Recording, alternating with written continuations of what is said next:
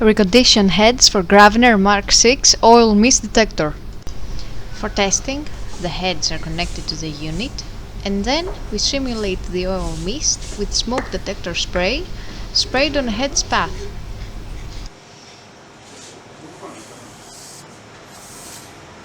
Apart from hearing the alarm, we can also see the relevant indicator lights on both the head and the unit, as well as a message on the screen.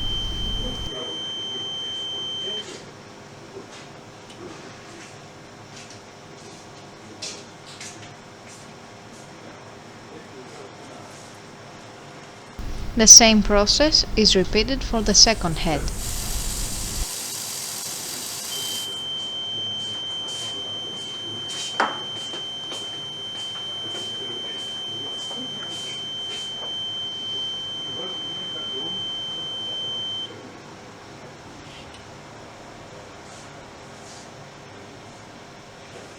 We can now see that both detector heads are operating successfully and are ready to be delivered to the customer.